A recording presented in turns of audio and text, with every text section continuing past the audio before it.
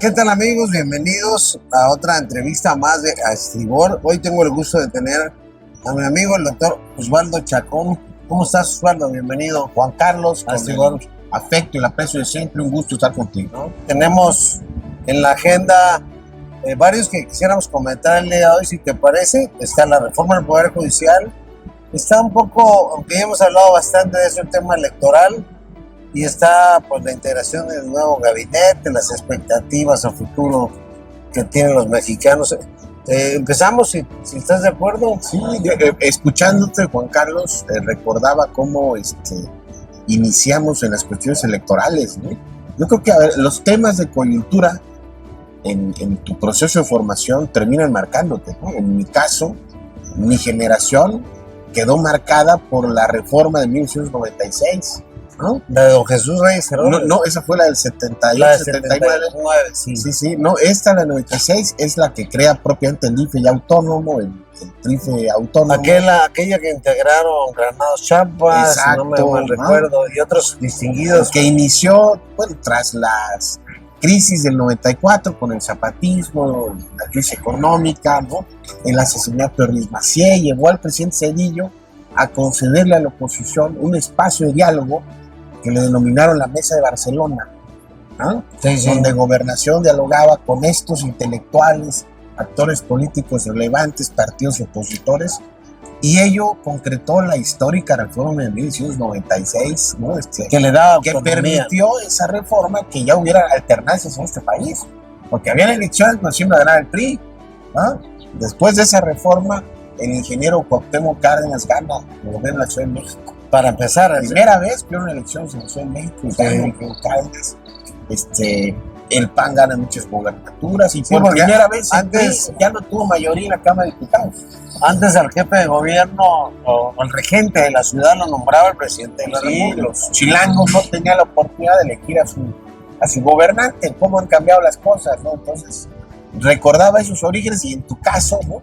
Nos conocimos más o menos en esos años. Pues eras un profesionista recién en esa universidad, ya como diputado local, ¿no? Sí. Y también impactado, ¿no? Por el tema de las reformas electorales, las nuevas dinámicas. Nos terminó por involucrar, pero siempre un poco con orientación académica del perfil, ¿no? Nunca hay que dejar de estudiar, ¿no? Digo, para tener elementos, para emitir juicios y opinar y hacer política, ¿no? Un error es dejar de leer, dejar de ser críticos y analíticos, ¿no? Yo creo que eso tiene que caracterizarnos. Sí, pero yo te veo ahora en esta nueva faceta ya desarropado de los cuidados de la investidura de árbitro, con un poco más de libertad de opinión, y eso me da mucho gusto ver, aprovechar pues que tienes ya fuera de ese rol que de alguna manera te acotaba, más libertad intelectual, más libertad de opinión. Y a propósito de eso, precisamente, pues como si estuviéramos en un aula ante un grupo de derecho, la discusión acerca de esta reforma al Poder Judicial, que se basa en el prejuicio hoy generalizado de que los jueces liberan a delincuentes, de que hay corrupción, de que la justicia es lenta. Por lo menos eso no se lo quitas de la cabeza a un buen número de mexicanos, y que además solo tienen acceso a la justicia los que tienen para pagar un amparo, para pagar un buen abogado. Los demás pueden pasar el resto de su vida, sí, claro, en la cárcel. Mira, yo llevaría el análisis en dos vertientes, ¿no? La primera tiene que ver con hay una especie de recreación, no solamente en México, en democracias del mundo, hay una recreación a esas distintas maneras de entender la democracia. Nosotros, ese rato, recordábamos la experiencia que vivimos a finales de los años 90, es decir, somos parte de una generación que vivió la consolidación de la democracia liberal, con sus postulados, con sus visiones, con sus principios, con su manera de entender la democracia a partir de las instituciones, de la separación de poderes, del Estado de Derecho, ¿no? Y que ahora es una visión que está siendo confrontada por otras perspectivas en contra de la democracia, que también son válidas, ¿no? ¿Por qué hablo de recreación? Porque ese debate entre las democracias liberales y las populistas no es nuevo, no nació este año ni hace 2 o 5 años, ¿no?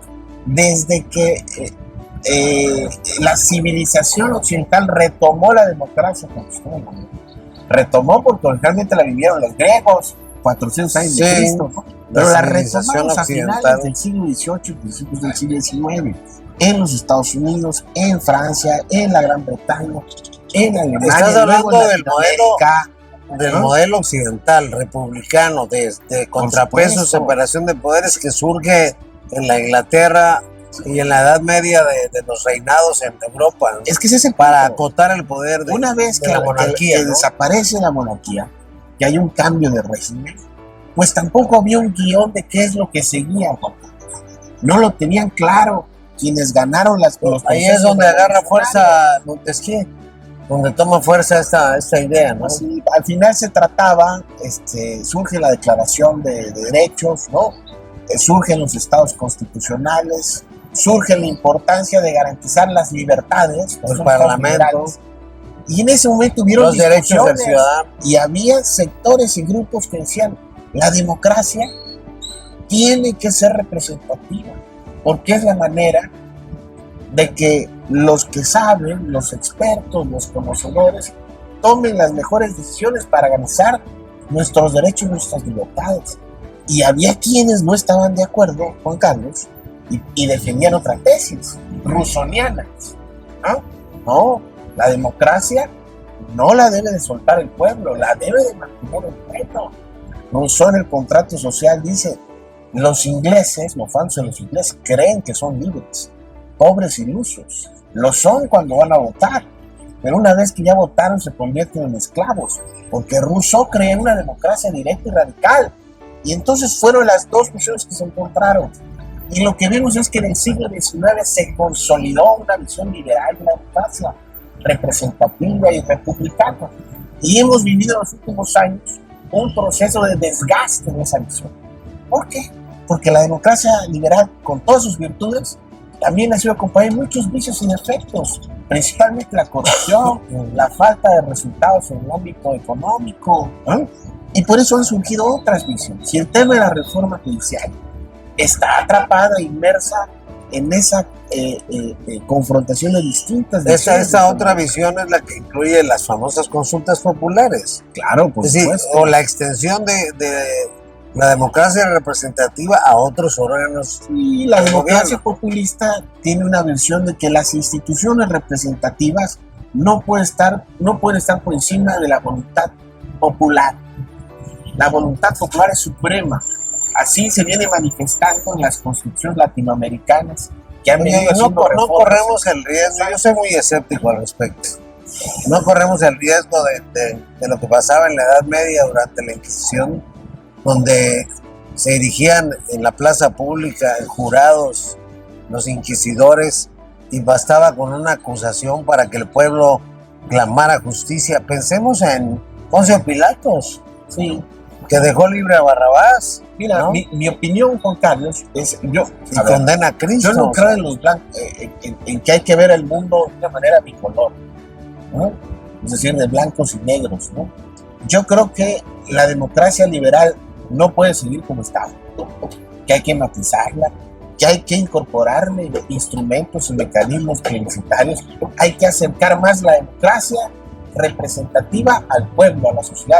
Pero también no podemos irnos al extremo, ¿ah?, de una democracia completamente plebiscitaria, porque técnica y operativamente no sería viable. Hay que encontrar puntos de encuentro. Bueno, y además, si es representativa, ¿qué tiene de representativa si todo se va a consultar? Tengo entendido, y hay que tomar en cuenta el factor de la tecnología. Creo que hay el parlamento en Eslovenia, si no me equivoco, o en algún país de Europa del Este, ya abre consultas para que los ciudadanos manifiesten en qué sentido quieren que voten sus representantes populares. Sí, yo creo que hay otros mecanismos. La democracia participativa se puede beneficiar de las nuevas tecnologías. Basta recordar que ahorita en las elecciones del 2 de junio, un porcentaje muy importante de mexicanos ya utilizaron los medios tecnológicos para poder emitir su sufragio desde el extranjero. Y hay una cosa que estamos pasando en cuenta, y es que también las encuestas son otro elemento que Morena puso de moda, tanto para elegir incluso sus propias dirigencias, como para elegir candidatos, ¿no? Porque tiene una visión de la democracia, ¿no?, que parte de la tesis que el valor supremo es la voluntad popular, ¿no? Y en eso enmarcan sus principales determinaciones. Pero hay mucho que discutir ahí. No sé, seguramente tú conoces lo que fue el balotaje en Venecia, este proceso en el que 300 notables iban rolando de cargos, digamos, pero eran una aristocracia. Es decir, se elegía entre los más preparados. Sí, claro. Parece que el tipo de democracia que impulsa el populismo, llámese Venezuela, llámese Bolivia, llámese México ahora, pues no está tomando muy en cuenta esos factores. No, porque parten de una tesis de que la mayoría de la población está en condiciones para tomar sus determinaciones. La democracia liberal y elitista tiene otra perspectiva, otra tesis, y es válida. Yo insisto, Juan Carlos, lo importante es encontrar puntos de encuentro. Lo que yo no creo es cuando ambos polos se descalifican completamente, ¿no? Yo creo que tiene que haber un ánimo de diálogo, ¿no?, de saber escuchar al otro, al diferente, y encontrar propuestas híbridas. Oye, pero además llama la atención que se impongan por mayoría las cosas hoy día a través de las consultas, cuando lo que ha habido en los últimos años con las corrientes progresistas ha sido que las minorías hoy incluso han llegado a impulsar reformas constitucionales para el reconocimiento de sus derechos. Pensemos en la comunidad LGTB, por ejemplo, pensemos en el lenguaje inclusivo, estas secretarías de la mujer, las fiscalías, el feminicidio, toda una serie de figuras que ya van más allá de reconóceme mi derecho, sino tu Estado sanciona y haz valer mi derecho como minoría sobre la mayoría. Hay, Juan Carlos, una corriente teórico-política, ¿no?, que inició en los 2000, ¿no?, desde la izquierda, desde un sector de la izquierda, que buscó apartarse de la socialdemocracia con la tercera vía, ¿no? Sí, esta que se ha puesto de moda en los países europeos. Esta agenda a favor de los derechos de las minorías no es que no la comparta la izquierda radical, pero la considera como una concesión dentro del liberalismo, y ellos consideran que eso es insuficiente para consolidar un nuevo régimen, una nueva hegemonía. Autores como Ernesto Laclau, como Boaventura dos Santos, ¿no?, sostuvieron desde los 2000 esa tesis, que habría que ir más allá de las concesiones que el liberalismo estaba dando a la socialdemocracia, construir movimientos con base a nuevas banderas ideológicas, ¿no? Y eso es lo que está sucediendo en la nueva ola populista latinoamericana. Oye, pero que electoralmente está siendo muy exitosa. Y es curioso, ¿no?, que empieza el movimiento que nos tocó todavía de solidaridad en Polonia contra un férreo gobierno autocrático en Rusia, en lo que era la Unión de Repúblicas Soviéticas Socialistas. Luego viene la famosa glasnost o la perestroika, que desde el poder el propio Mikhail Gorbachev, primer ministro o presidente de Rusia, o sea, la voz más importante de Rusia, él mismo la impone, que es abrirse al comercio y abrirse un poco a la visión más liberal de la democracia, la caída del muro de Berlín. Y de ahí el ensayo famoso de Fukuyama, el fin de la historia, se acabaron así. Por eso surgen esos nuevos movimientos populistas. Exacto. Porque se oponen a que estemos viendo el fin de las ideologías, a o el que triunfo se baje el de la telón, democracia liberal. a que se baje el telón de Es un tema político, ¿no? Es decir, Pues son la lucha por el movimientos poder sigue. ideológicos que buscan activar a las mayorías, ¿ah? Porque el neoliberalismo lo que hizo fue adormecer a las mayorías, ¿ah? Y bueno, ¿y eso quiere decir que la democracia está en crisis? Yo no lo veo así, ¿ah? Bueno, pero yo veo todos estos movimientos, Juan Carlos, como parte más bien Pero de la normalidad. Pero vamos a polemizar un poco. Por ejemplo, ¿tú crees que hay democracia en Venezuela? Bueno, ahí estamos hablando de que el sistema de competencia político-electoral fue anulado. Y es diferente. En México no podemos hablar de que no hay una competencia político-electoral libre. Las elecciones del 2 de junio dieron resultados que pueden gustarnos o no. Pero nadie puede decir que en México no haya... Es irrefutable el triunfo de Claudia Sheinbaum, pero de que estuvo viciado de principio a fin. No, a ver, las elecciones libres y auténticas hay que defenderlas, no importando la visión de la democracia que se tenga, ¿no? Yo creo que ese sí es un principio irreductible, pero hasta ahora yo no veo cómo en las propuestas, iniciativas que hacemos sobre la mesa se esté poniendo en riesgo el tema de las elecciones libres. Entonces la democracia liberal está en serios aprietos, surgen los populismos y todavía estamos en ese tránsito para definir cómo vamos a tener autoridades con la suficiente legitimidad. El contexto político ha cambiado, Juan Carlos. Crecimos en un entorno donde la lucha era entre izquierdas, derechas, centros. Eso ya acabó, ya no existe, ¿no? Ahora la lucha política es entre visiones de la democracia diferentes.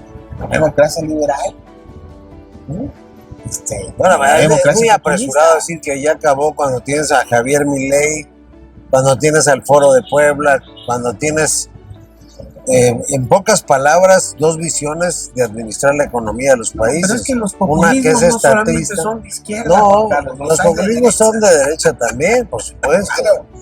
¿Y quiénes se oponen? Bolsonaro, Donald Trump. Los que están en contra de ese populismo de izquierda. Es que es muy eficaz. Es muy eficaz el populismo. No deja de perder eficacia, ¿no? O sea, al final es un tema de sistema, ¿no? Lo que se busca es ganar elecciones, ganar votos. Esta figura, Osvaldo, de los outsiders, ¿no? O sea, de cómo también la casta política, como la llamaba o la llama Milei, ahora ya es parte de tu narrativa.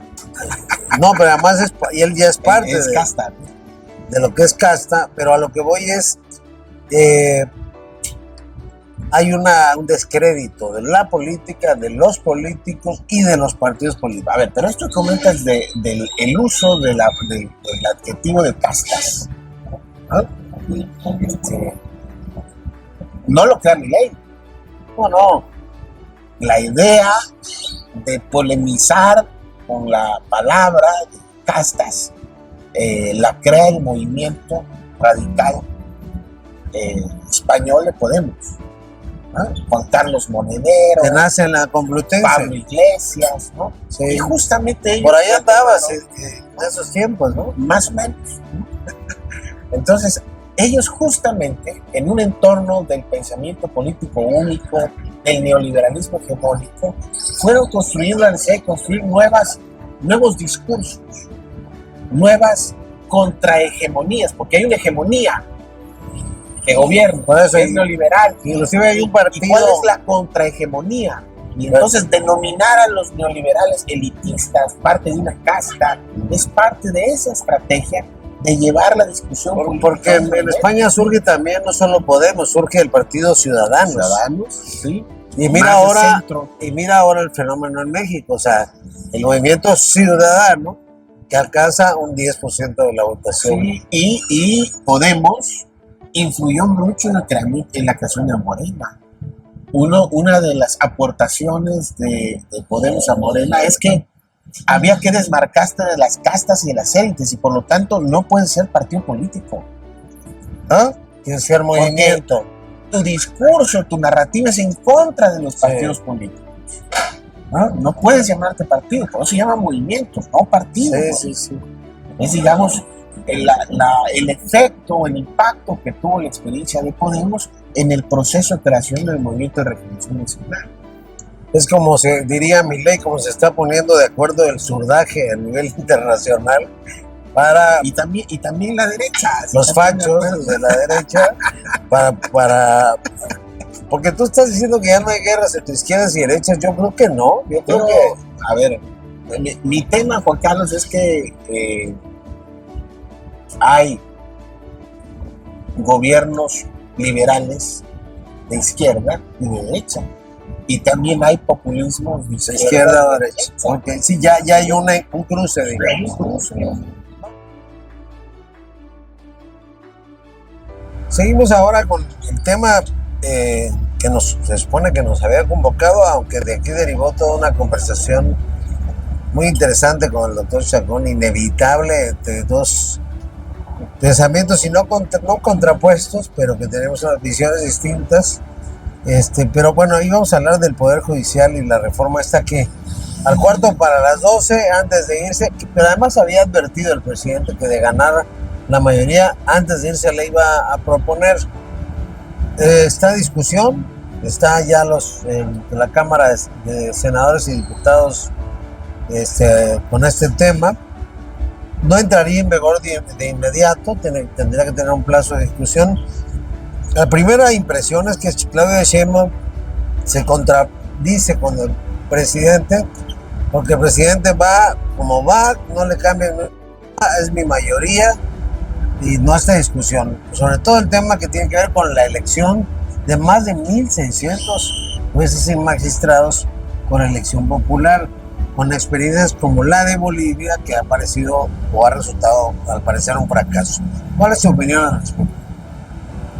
Bueno, yo no coincido que haya una contradicción ahí de visiones. Yo creo que los dos, tanto el presidente como la doctora Sheinbaum, han manifestado su venia para que hayan foros de consulta y todas las voces sean escuchadas. Los que están a favor y los que están en contra. De todas maneras va a quedar igual la ley. No lo sabemos. No, pues es una suposición. Un supositorio. Hay que esperar, ¿no? Yo creo que faltan muchas cosas, hay que esperar que se desarrollen esos foros. Yo lo que sí considero es que, a ver, la elección popular de funcionarios judiciales, Juan Carlos, tiene que ver con lo que hablábamos, esas visiones distintas de entender la democracia, ¿no? Un juzgador es un poder, ¿no? La rama judicial es un poder, ¿no? Y una visión de la democracia radical, ¿no? Siempre va a estar de acuerdo en que la legitimidad de ese poder sea directa, emana del pueblo, sea representativa, emana del pueblo. Tampoco hay que sorprendernos, es parte de su catálogo, ¿no? Parte del catálogo de propuestas que caracteriza este tipo de movimientos. Ahora, ¿eso es malo o es bueno? Bueno, es otra discusión. Yo creo que no es malo del todo, ni es bueno del todo, ¿no? Sino yo todo lo contrario. Es una propuesta que puede ser interesante, ¿no? Dependiendo de los matices, ¿no? De cómo se acote, ¿no? No creo que la democracia se vaya a acabar en este país porque tenemos que elegir a los ministros de la Corte, ¿no? Es que ya no va a haber independencia judicial, es que ya no va a haber carrera judicial, ¿no? Es que personas que no tienen perfil van a llegar, bueno, nada de eso lo podemos dar por sentado. Claro, ¿no? Podría ser que la ley establezca que tienen que tener. Los anglosajones nos dirían, it depends, ¿no? Okay. Depende de cómo la iniciativa se acote. Okay. No hay que tenerle miedo o temor, ¿no?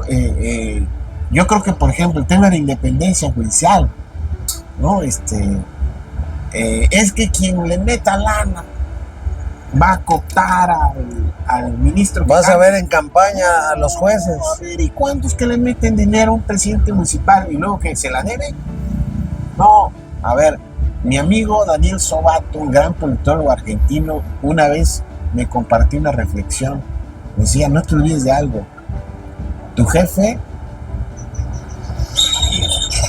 asociado a la independencia o dependencia, tu jefe no es el que te pone. Tu jefe es el que te puede correr, ¿no? Okay. Yo creo que la independencia judicial se puede garantizar más allá del hecho de que haya una elección popular de juez o ministros. Pero la carrera judicial, el profesionalismo también se puede Pero garantizar. Yo creo que estás llevando a ultranza esta interpretación de ejercicio democrático, porque no todos pensamos lo mismo, sobre todo los juristas de del país y de otros lados han discutido esto. El ejemplo de Bolivia está claro que es un fracaso. Juristas Mira el golpe de Estado en una tradición liberal. Sí, claro. Y se entiende, es normal que estén sus preocupaciones, porque tiene una concepción muy arraigada. Pero estamos hablando que no es la única concepción de la democracia. Y tampoco porque en Bolivia tienes experiencia, quiere decir que en México hace lo mismo, ¿no? Acá habrán sus matices que habrán de discutirse y analizarse en el proceso. Yo creo no hay que espantarnos, ¿no? Hay que advertir las preocupaciones que se tengan, pero al final. Y Morena tiene la mayoría junto con sus aliados, y al final de cuentas para eso sirve la democracia. Ya habrán de asumir su responsabilidad de votar. Y yo hoy leía que los panistas ayer anunciaron que van a apoyar la reforma judicial con matices. A ver, podría. Yo creo que hay un ánimo de transitar, ¿no? Podría esta misma corte, que además está en tela de juicio, recibir una acción de inconstitucionalidad si piensan que esta reforma no tiene esos vicios. Pues sí. Y resolver. Estaríamos en una crisis constitucional, ¿no? ¿Qué va a pasar con los derechos laborales, la antigüedad, la liquidación o si fuera el caso? Pero esas cosas tienen solución, son de carácter administrativo. En algún momento desapareció el IFE, se quedó tendrán que quedar a salvo esos derechos. Y pues, me imagino que la gente de base, entonces, pues, estarán protegidos, ¿no? Yo creo que la iniciativa está pensando no en la clase trabajadora, sino en las personas juzgadoras, ¿no? E insisto, hay maneras de cómo en la reforma que llega a concretarse se garantice la independencia judicial y la carrera judicial para evitar esas preocupaciones. Se requiere mucho diálogo y se requiere mucha comunicación e información en este proceso para evitar esos exabruptos. Bueno, no te convencí. No quedó muy satisfecho, pero bueno, es que tienes ejemplos como el de Mao Zedong, por ejemplo, cuando empoderas al pueblo y resulta que el pueblo no necesariamente te va a llevar a mejor puerto. No, a ver, pero por eso hablaba Juan Carlos de que tampoco hay que irnos no hay que radicalizarnos. Tampoco se trata de desaparecer las instituciones en la democracia representativa. Se trata de matizar la democracia representativa con nuevos esquemas de democracia representativa. Ahora vamos y ahora hablando del otro tema que traemos en la agenda, ¿por qué no elegimos también el gabinete mediante votación popular? Porque ya lo dio a conocer Claudia. ¿Qué opinas de su gabinete? Casi a todos. Es una propuesta que no es viable porque ahí sí elegimos al presidente de la República. Y el responsable de lo que haga su gabinete es el presidente de la República. Yo creo que, a ver, la doctora Sheinbaum está haciendo designaciones la semana pasada y esta de perfiles muy técnicos, gente calificada. Ninguno de los que ella ha propuesto podemos cuestionarle su expertise, ¿no? En el ramo o en la materia en la que está siendo propuesta. Más administrativo el perfil, más académico. Técnicos. Hoy en particular, ¿tú crees que eso es una buena señal para...? Además, son personas muy cercanas a ella porque trabajaron en el gobierno de México. ¿Tú crees que le da certidumbre a otros sectores, al sector privado? Sí, hay personas pues, más controversiales que estuvieron en su campaña, que pudieran generar ciertos riesgos o temores en algunos sectores. ¿Te refieres a Noroña o que pidiendo que lo hagan sin ser morenista, coordinador del Senado? Nada que cuestionarle a las principales designaciones de la doctora Sheinbaum. Así debe de ser, claro, ¿no? Perfiles técnicos asociados a sus materias, conocedores de esas materias. Yo veo muy buenos nombramientos. Veo el de Kersenovich en salud, que es el doctor Kersenovich, es una institución reconocida por sus compañeros en el ámbito médico. También a Juan Ramón de la Fuente, sin duda, una gente que goza de prestigio y de credibilidad. Y me faltaba alguien más. Y el mismo Marcelo Ebrard, que a pesar de ser político también tiene conoce el tema para donde lo enviaron es un buen negociador, ha hecho bien su papel como canciller. La doctora Rosaura Ruiz, a quien se le va a crear una nueva institución, es decir, elevar al CONACYT, la educación superior, a rango de secretaría, también es un perfil académico, fue toda su vida en la UNAM, directora muchos años de la Facultad de Ciencias de la UNAM, ¿no? Pues vamos a ver, pinta bien la cosa,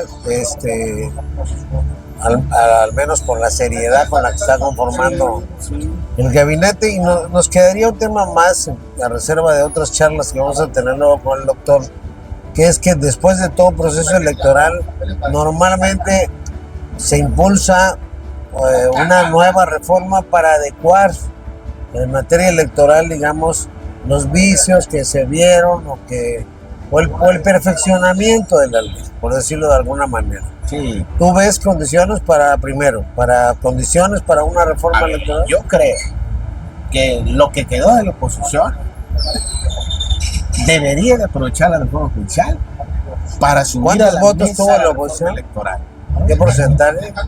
Están muy abajo, ¿no? 30%, ¿no?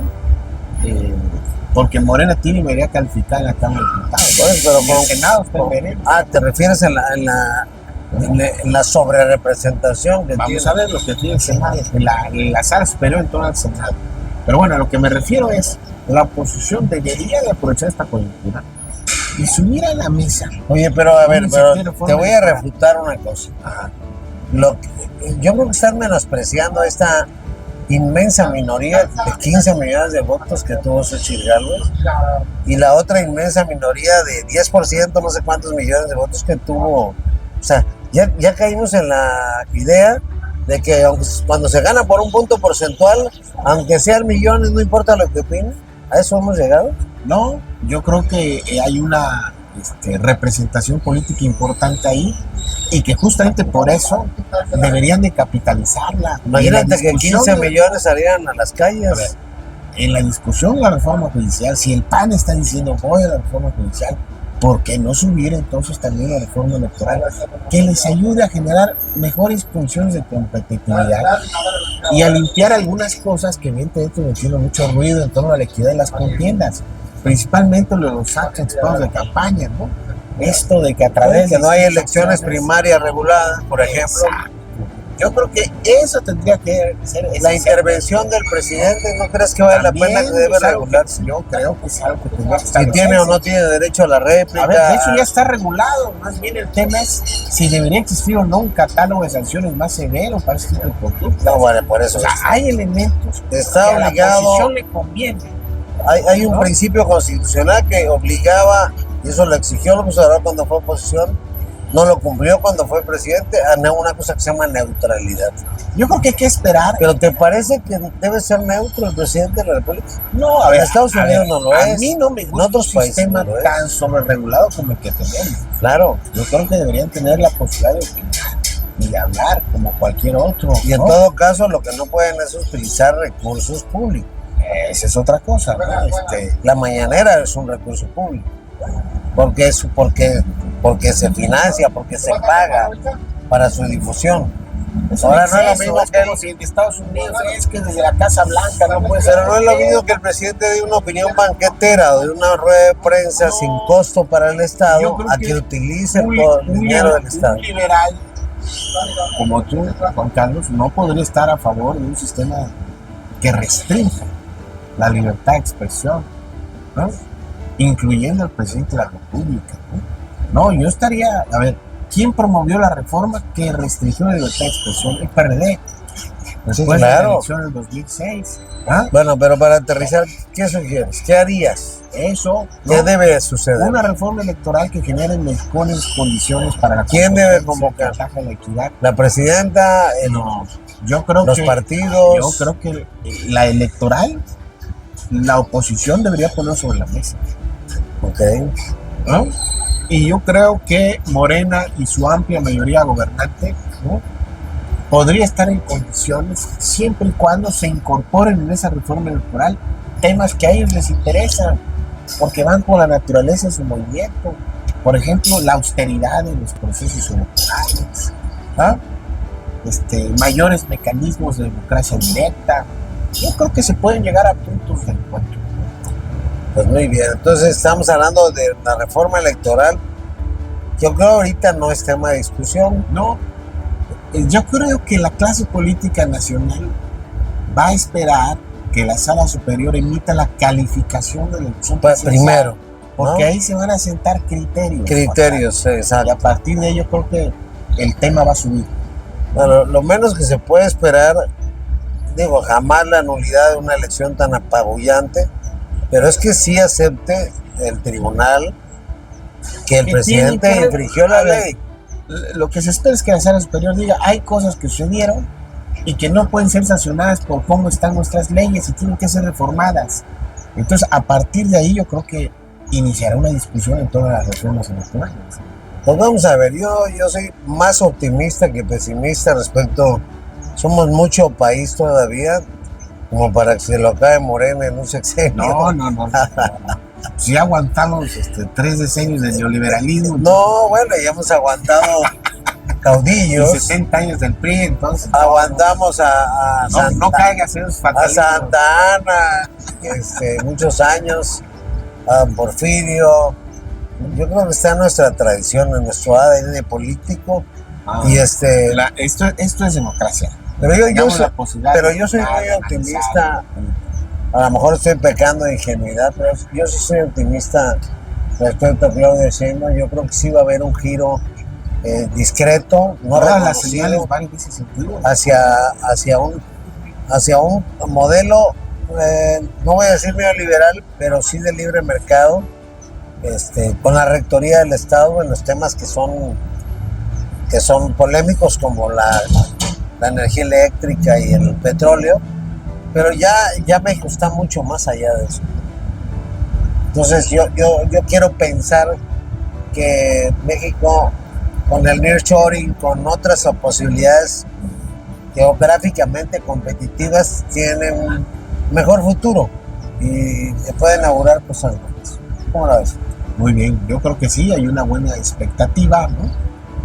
Y al final yo que en toda la clase política del país tendrá que haber puntos de coincidencia en la necesidad, ¿no? De que lo que importa pues es darle pues buenos resultados a la sociedad y mejorar las condiciones de vida en México. Oye, pero además estamos eludiendo un tema muy relevante. No hemos hablado de Chiapas y de esta elección donde hay una no aplastante, porque no es correcto el término, pero una mayoría No lo legitimadora. No, bueno, aplastante Hay sería una coalición partidista en que lo ganó términos todo. peyorativos. Yo diría que no.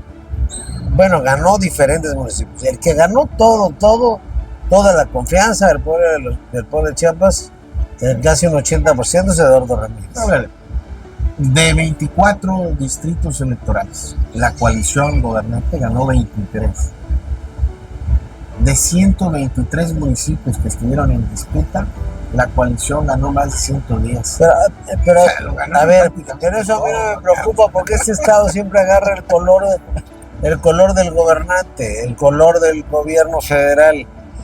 Estamos hablando específicamente de un ya hay gobernador electo que va a llegar con un 80% de toda la esperanza de los chiapanecos depositada en él. Yo creo que el gobernador electo es consciente de esa enorme responsabilidad que conlleva llevar el 80% de los votos del respaldo popular. Cuestas. Y por lo mismo, asume lo que eso representa. Eso implica una gran responsabilidad. Por eso yo creo que está en lo correcto, tomando su tiempo, su espacio, dialogando con muchas personas, para que el 8 de diciembre llegue en condiciones de ofrecerle no solo ese 80%, sino a toda la sociedad de Chiapas. Porque algo que ha caracterizado su política, y tú siempre lo has reconocido, es ese enfoque de inclusión, de tolerancia, ¿no? Hacia todas las fuerzas políticas con el cual él se ha conducido. Ajá. Y yo creo que él va a llegar el 8 de diciembre con la gran fuerza de las urnas, pero también con todos los efectos de este trabajo preparatorio que está llevando a cabo, pues para trascender en la historia. A mí lo que más me motiva es eso, ¿no? Su deseo de trascender. Sí. que desde el principio él se está visualizando su salida, cómo quiere salir. Sí. Lo tiene muy claro, Juan Carlos. Lo importante Cuando no es la cómo mayoría, llegas, la mayoría sino cómo piensa, sales. exactamente. Yo creo que la mayoría piensan en cómo entran y nunca piensan en cómo salen. Tal vez la diferencia de este gobernante pudiera ser eso. Yo, las veces que he platicado con él, me queda claro que él lo tiene. Eso personalmente, lo tiene muy claro. yo tengo la impresión propia, pero el entrevistado eres tú. Lo sientes maduro, ecuánime, te inspira confianza. Carlos, es el político más maduro, más completo que ha llegado a la gobernatura del estado de Chiapas. Nadie había presidido el Senado mexicano con lo que él implica. No, pero además la trayectoria, ¿no? De ser desde síndico municipal, ser diputado local, ser diputado federal, secretario de gobierno, que es el que maneja todos los problemas del estado. No hay un político en el estado que conozca toda la composición del poder en este entidad como él. O sea, si estuviéramos hablando de una empresa, estaríamos hablando de él que prácticamente ya ocupó todos los cargos, ¿no? Que faltaba esto. Entonces hay que ser optimistas, porque él está consciente en que lo importante no era llegar, sino hacer un buen gobierno. El día que le entregaron la constancia de mayoría en el distrito electoral, fue muy claro en su mensaje, en su discurso. Sí. Nada que celebrar ahorita, ¿eh? Ahorita solo tenemos el beneficio de la gente. Vamos a celebrar cuando le hayamos dado resultados a la gente. Está bien. Hay que leer muy bien entre líneas su mensaje, porque eso deja mucho que ver cuál va a ser su talante, cuál va a ser su estilo personal de gobernar. Y yo solo espero, y se lo digo de aquí con toda franqueza, también lo conozco igual que Eduardo igual que Osvaldo desde hace muchos años. Ojalá que la burbuja del poder que siempre surge no lo haga perder el sentido de la realidad y tenga la madurez para escuchar las críticas, para pensar que todos somos seres humanos y que también, no sé, memento mori dirían los romanos, ¿no? Recuerda que eres humano. Exacto. ¿Cómo lo ves? Pues ha sido un gusto acompañarte, Juan Carlos, que es el mayor de los éxitos. Y bueno, vendrán muchos temas en la coyuntura política de nuestro estado, de nuestro país, y seguramente tendremos la oportunidad de volver a platicar. Doctor, muchas gracias y nos vemos pronto.